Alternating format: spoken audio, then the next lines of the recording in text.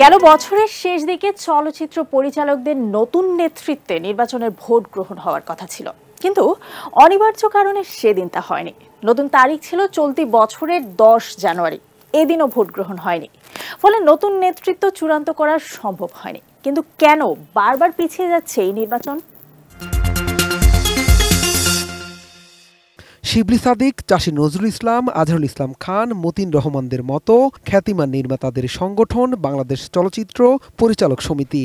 সংগঠনটির রয়েছে দীর্ঘদিনের সুনাম, যারা বাংলা সিনেমায় তৈরি করেছেন অসংখ্য তারকা শিল্পী।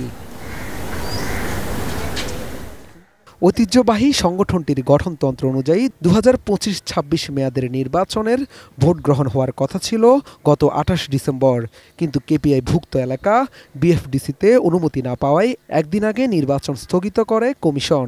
পরে ভেন্যু পরিবর্তন করে নির্বাচনের নতুন তারিখ ঘোষণা করা হলে তাও ভেস্তে যায়।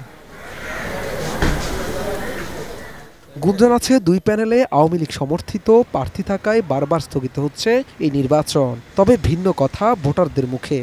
জাস্ট এখানে ফিল্ম নিয়ে আলোচনা হইতো, কাজ নিয়ে আলোচনা হইতো, কখনো কারো মুখে আমি শুনি নাই যে রাজনৈতিক কোনো আলোচনা হইতো। সো এখানে অরাজনৈতিকভাবেই এইখানে সবাই মিশে, প্রত্যেকটা সদস্য বাহিরে হয়তো রাজনীতি করতে পারে, ভিতরে কোনো রাজনৈতিক আলোচনা হইতো না। নির্বাচনটা যে আমরা দুইবার তো আমরা পিছাইছি আর কি, যে কোনো কারণে আর কি। তা আমরা চাচ্ছি যে খুব দ্রুত এটা হোক। এটার মধ্যে কোনোদিন আমরা আওয়ামী লীগ, বিএনপি বা অন্যান্য দলের কেউ আছে এখানে, এটা নিয়ে কোনো আলাপ আলোচনাই হয় না। কিন্তু এইবার ইলেকশনে এসে দেখলাম নানান রকমের প্রোপাগান্ডা চলছে। এফডিসির ভিতরে নির্বাচন হবে, এটা সারা জীবন যেভাবে হয়েছে সেভাবেই হবে। যে কেউ একটু হুমকি দামকি দেয়, তার ভয়ে বর্তমান নির্বাচন কমিশন অথবা বর্তমান ক্যাবিনেটেতে ভয়ে ভীত হয়ে আসলে নির্বাচনটা বারবার পেছাচ্ছে। নির্বাচন বানচাল করে সমিতির সুনাম ক্ষুণ্ণ করার পায়তারা করছে একটি মহল, যা পরিচালকদের জন্য লজ্জার, জানালেন দুই প্যানেলের নেতা। আমরা নির্বাচন করব, অবশ্যই আমাদের গঠনতন্ত্রের কারণে নির্বাচন করতে হবে, এবং আমাদের সমিতির গঠনতন্ত্র সবসময় একদম নিয়মতান্ত্রিকভাবেই পালিত হয়। আমরা অক্ষর অক্ষর সেটা পালন করি। এই কারণে আমরা ইলেকশন খুব শীঘ্রই করব।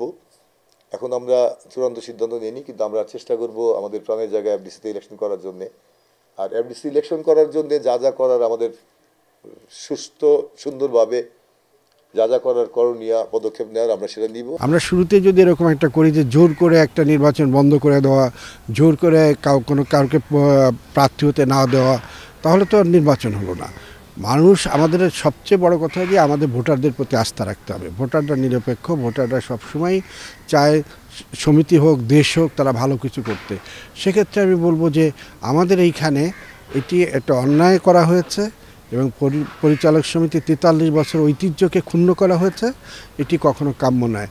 এবারে নির্বাচনের জন্য প্রস্তুত দুটি আলাদা প্যানেল। একটির সভাপতি পদে রয়েছেন শফিকুর রহমান গুলজার ও মহাসচিব পদে শাফিউদ্দিন শাফি। অপরপক্ষে চলতি দায়িত্বে থাকা টানা দুবারের মহাসচিব শাহিন সুমন এবার প্রতিদ্বন্দ্বিতা করছেন সভাপতি পদে। তিনি প্যানেল গড়েছেন শাহিন কবিরকে নিয়ে। চলচ্চিত্রের অভাবে বন্ধ হয়ে গেছে দেশের অধিকাংশ সিনেমা হল, আর গত কয়েক দশকে তেমন কোনো উল্লেখযোগ্য তারকাও পায়নি বাংলা সিনেমা।